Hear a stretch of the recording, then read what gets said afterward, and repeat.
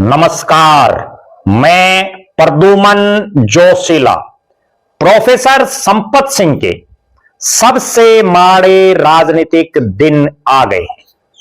जी हां, प्रोफेसर संपत सिंह जो जमीन से जुड़े हुए नेता, जो लोगों के बीच में रहने वाले नेता और जो चुनावी घोड़े यानी चुनाव लड़ने वाले नेता, और उनको अभय सिंह चौटाला के एक फैसले ने यह संकेत दे दिया है कि अब रिटायरमेंट होने वाले हैं सक्रिय चुनावी राजनीति से। अभय सिंह चौटाला और इंडियन नेशनल लोकदल के एक फैसले से ऐसा प्रतीत होने लगा है कि प्रोफेसर संपत सिंह अब लाल कृष्ण आडवाणी और मुरली मनोहर जोशी की तरह सक्रिय चुनावी राजनीति से दूर हो जाएंगे और राजनीति का एक बहुत लंबा चौड़ा चुनावी राजनीति का अध्याय अपने आप में बंद हो जाएगा। ऐसा आखिर क्या हो रहा है और क्यों हो रहा है, वो इस वीडियो में हम आपको बताएंगे। वीडियो को विस्तार से देखने से पहले आप सभी दर्शकों से यह अनुरोध है कि YouTube पर हमारे चैनल को सब्सक्राइब करें, बेल आइकन घंटी का बटन अवश्य दबाएं, वीडियो को ज्यादा से ज्यादा शेयर करें, वीडियो को हाइप जरूर करें, अपने विचार कमेंट के माध्यम से जरूर रखें। Facebook, Instagram, Twitter, x, threads पर हमें फॉलो और लाइक जरूर करें। जो दर्शक निष्पक्ष, निर्भीक और स्वतंत्र पत्रकारिता में विश्वास रखते हैं वो हमें निरंतर आर्थिक सहयोग जरूर करें। उसके लिए आप हमारे मोबाइल नंबर 94 166 74 472 94 166 74472 पर गूगल पे या फोन पे जरूर करें। अब मैं आपको जो बताने जा रहा हूं, एक आम और साधारण घर से उठ करके एक नौजवान जो बच्चों को शिक्षा दे रहा हो, जिस पर नजर पड़ती है चौधरी देवीलाल की, और उसके बाद अपने साथ रखते हैं चौधरी देवीलाल, उनको विधायक बनाते हैं, मंत्री बनाते हैं, नेता विपक्ष बनाते हैं, फिर चौधरी ओम प्रकाश चौटाला भी उनको अपने बाद सबसे सीनियर मंत्री बनाते हैं। 2009 में लोकसभा का चुनाव लड़ाते हैं, फिर इन्हें लोग को वो छोड़ करके कांग्रेस में चले जाते हैं। कांग्रेस भी उनको चुनाव लड़ाती है 2009 का, 2014 का, और 2019 और 2024 में वो टिकट के सबसे प्रबल दावेदारों में रहते हैं। हर चुनाव में जब से वो सक्रिय रूप से उन्होंने पहला चुनाव लड़ा और 2024 के चुनाव तक लगातार वो कभी उन्होंने चुनाव लड़ा, कभी वो टिकट की रेस में रहे, लेकिन 2025 के आखिरी आते आते वो कांग्रेस को छोड़ करके दोबारा घर वापसी कर लेते हैं लगभग 16 साल बाद इंडियन नेशनल लोकदल में।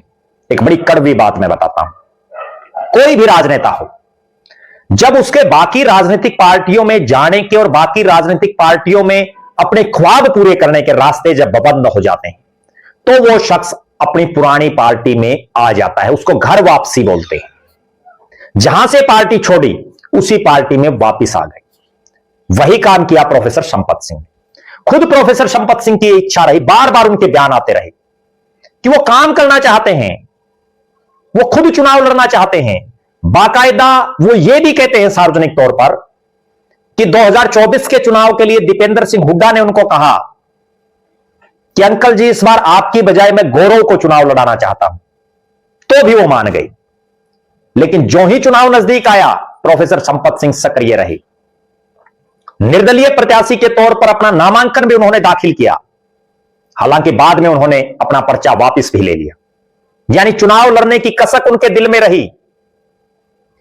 जब इंडियन नेशनल लोकदल में उन्होंने घर वापसी की तो भी उन्होंने यह कहते हुए घर वापसी की कि वो काम करना चाहते हैं, काम करने वाले शख्स हैं।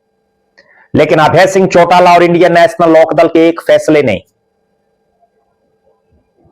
यह प्रतीत कर दिया कि अब सक्रिय चुनावी राजनीति से प्रोफेसर साहब की दूरी होने वाली है।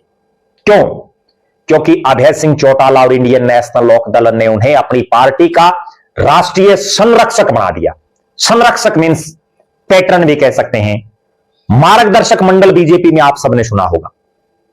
जब नरेंद्र मोदी ने लाल कृष्ण आडवाणी, मुरली मनोहर जोशी जैसे जो बड़े बड़े दिग्गज थे, उन सबको मार्गदर्शक मंडल में भेज दिया और उसके बाद चुनावी राजनीति पर काटा।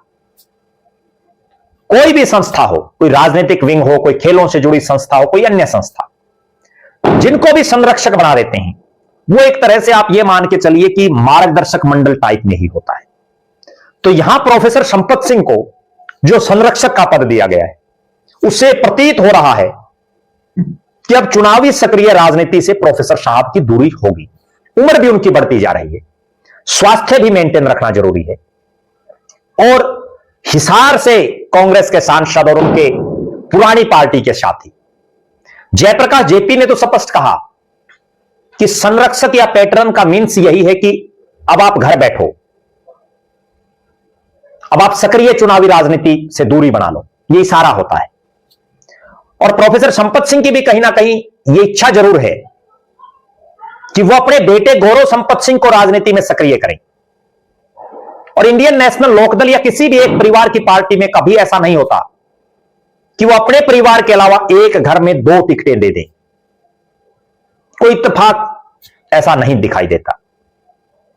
तो यह संभव नहीं है कि दोनों पिता पुत्रों को पार्टी चुनाव लड़ाएगी। और जब प्रोफेसर संपत सिंह को संरक्षक बना दिया तो यह स्पष्ट संकेत दे रहा है कि अब चुनावी सक्रिय राजनीति के बजाय आप मार्गदर्शक करो, आप दूसरे लोगों को प्रोत्साहित करो, औरों को जिताओ। अब देखना यह है कि प्रोफेसर संपत सिंह संरक्षक बनाए जाने के बाद क्या पूरे हरियाणा प्रदेश में घूम घूम करके चौधरी देवीलाल के, चौधरी ओम प्रकाश चौटाला के पुराने साथियों की घर वापसी अपनी तरह इंडियन नेशनल लोकदल में करवा पाते हैं या नहीं? यह भी बहुत बड़ा सवाल है कि गौरव संपत सिंह को क्या इंडियन नेशनल लोकदल टिकट देगी, किस हल्के से देगी, यह भी बहुत बड़ा सवाल है। और प्रोफेसर संपत सिंह को जिस ढंग से इंडियन नेशनल लोकदल ने ज्वाइन कराते ही और संरक्षक बना दिया पार्टी का, उससे यह भी नजर आ रहा है कि प्रोफेसर संपत सिंह के मन में जो चुनाव लड़ने की एक ललक है, वो अब उनकी खुद की पूरी होती नहीं दिख रही। हालांकि एक परिवार की पार्टी है, अभय सिंह चौटाला को सारे फैसले करने हैं, वो चाहें तो प्रोफेसर संपत सिंह को चुनाव लड़वा भी सकते हैं, लेकिन उनके इस संरक्षक वाले पद से ऐसा लग रहा है कि अब प्रोफेसर संपत सिंह का जो चुनाव लड़ने का एक बहुत लंबा चौड़ा इतिहास रहा है, वो अब इतिहास ही रहेगा। भविष्य में वो कोई चुनाव लड़ते दिखते नजर नहीं आ रहे। हालांकि अभी तक प्रोफेसर संपत सिंह ने विधिवत रूप से कोई बयान नहीं दिया है, औपचारिक रूप से कोई ऐसी बात नहीं कही है कि मैं चुनावी राजनीति नहीं करूंगा, जैसा चौधरी वीरेंद्र सिंह ने कह रखा है। हमारी नजरें इस चीज पर रहेंगी कि अपने बेटे को राजनीति में स्थापित करने के लिए क्या प्रोफेसर संपत सिंह भी चौधरी वीरेंद्र सिंह की तरह ही ऐलान करेंगे कि अब वो सक्रिय चुनावी राजनीति नहीं करेंगे, कोई इलेक्शन नहीं लड़ेंगे। क्योंकि चौधरी वीरेंद्र सिंह ने भी एक नैतिकता के आधार पर यह कहा था कि अपने बेटे को राजनीति में ला रहा हूं, इसलिए अब चुनाव नहीं लड़ूंगा, चुनावी राजनीति नहीं करूंगा। तो प्रोफेसर संपत सिंह को भी यह बड़प्पन खुद दिखाना चाहिए कि मेरा बेटा सक्रिय हो गया है, तो अब मैं चुनावी राजनीति नहीं करूंगा। हमारी निगाहें इस चीज पर रहेंगी। आप दर्शक जरूर कमेंट करें कि प्रोफेसर संपत सिंह का राजनीतिक भविष्य आप कैसे देखते हैं, आप उनके बेटे गौरव संपत सिंह का राजनीतिक भविष्य कैसे देखते हैं। आप दर्शक यह भी कमेंट जरूर करें कि प्रोफेसर संपत सिंह का जो इंडियन नेशनल लोकदल में शामिल होने का फैसला है वो सही है या एक बार फिर से उन्होंने गलत फैसला ले लिया है। जरूर कमेंट करें। आप लगातार हमारे साथ बने रहें। हमारे फेसबुक पेज को लाइक और फॉलो करें, यूट्यूब पर चैनल को सब्सक्राइब करें, बेल आइकन घंटी का बटन अवश्य दबाएं, वीडियो को ज्यादा से ज्यादा शेयर करें, वीडियो को हाइप जरूर करें, अपने विचार कमेंट के माध्यम से जरूर रखें। जो दर्शक आर्थिक रूप से सक्षम हैं वो हमें निरंतर आर्थिक सहयोग जरूर करें। बहुत बहुत धन्यवाद। आपका अपना प्रद्युमन जोशीला।